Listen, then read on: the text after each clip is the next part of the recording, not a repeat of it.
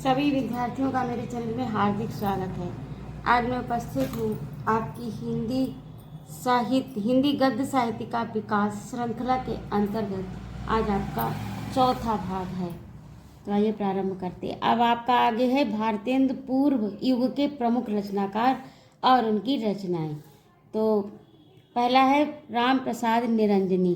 इनकी रचना है भाषा योग वशिष्ठ, दौलत राम पद्म पुराण, मथुरा नाथ शुक्ल पंचांग दर्शन, मुंशी सदा सुखलाल सुख सागर, इंसा अल्लाह खान रानी केतकी की कहानी, लल्लू लाल प्रेम सागर, सदल मिश्र नाच केतोपाख्यान और राजा शिव प्रसाद सितारे हिंद, हस्तामलक, आलसियों का कोड़ा, राजा भोज का सपना, मानव धर्म, विद्यांकुर, बैताल पचीसी गुटका और राजा लक्ष्मण सिंह अभिज्ञान शाकुंतलम का हिंदी अनुवाद, यानी जो शकुंतला नाटक कालिदास ने लिखा है उसका हिंदी अनुवाद राजा लक्ष्मण सिंह ने किया। रघुवंश तथा मेघदूत का भी हिंदी अनुवाद। अगला आपका है, ये तो भारतेंदु के युग के पहले के रचनाकार हैं और भारतेंदु युग 1868-1900 ये इसका काल रहा है, तक का काल भारतेंदु युग का माना जाता है। इस युग के प्रणेता भारतेंदु हरिश्चंद्र थे। भारतेंदु ने राजा शिव प्रसाद सितारे हिंद की अरबी फारसी प्रधान हिंदी और राजा लक्ष्मण सिंह की संस्कृत निष्ठ हिंदी के बीच का मार्ग निकाला, यानी इनकी भाषा में संस्कृत निष्ठ भी शब्द थे और अरबी फारसी जो शब्द थे हिंदी में जो शामिल हुए थे उनको भी इसमें शामिल किया गया। हिंदी खड़ी बोली के विकास में भारतेंदु जी का योगदान हरिश्चंद्र मैगजीन 1873 ईस्वी, हरिश्चंद्र पंचंद्रिका और बाल बोधिनी 1874 ईस्वी पत्रिकाओं के निबंधों में द्रष्टव्य है, यानी दिखाई देती है।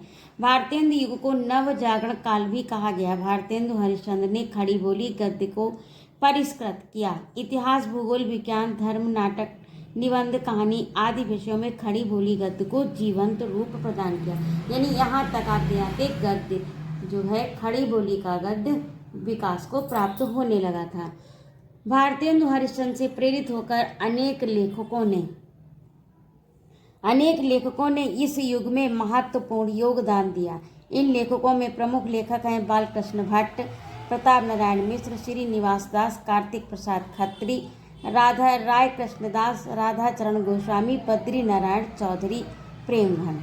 इस युग का गद्य राष्ट्रवाद से प्रेरित था। भारतेंदु युग के प्रमुख रचनाकार एवं उनकी गद्य रचनाएं। अब ये उनका जो युग है उसके जो रचनाकार हुए और उन्होंने जो रचनाएं लिखी उनकी सूची दी है।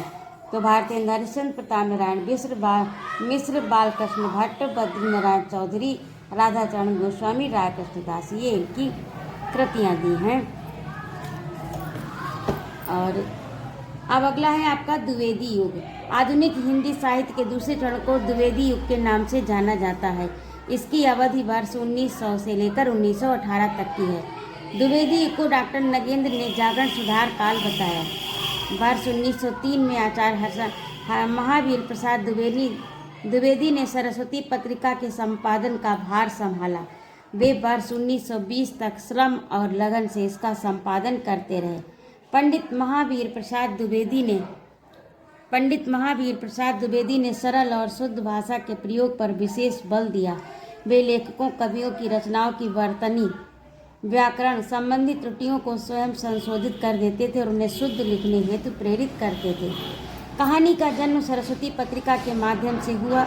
बहुत सी अंग्रेजी कहानियों के रूपांतर सरस्वती में प्रकाशित हुए। धीरे धीरे घटना प्रधान, भाव प्रधान, चरित्र प्रधान कहानियों के प्रकाशन से हिंदी की मौलिक कहानियों का उद्भव हुआ। जयशंकर प्रसाद, कौशिक चंद्र, धर शर्मा, गुलेरी, सुदर्शन आदि इस युग के प्रतिनिधि कहानीकार हैं। सरस्वती के अतिरिक्त द्विवेदी युग की प्रमुख पत्रिकाएं हैं इंदु, माधुरी, नागरिक, प्रचारणी पत्रिका, मर्यादा, सुधा, विशाल, भारत जागरण, हंस, प्रभा, कर्मवीर आदि।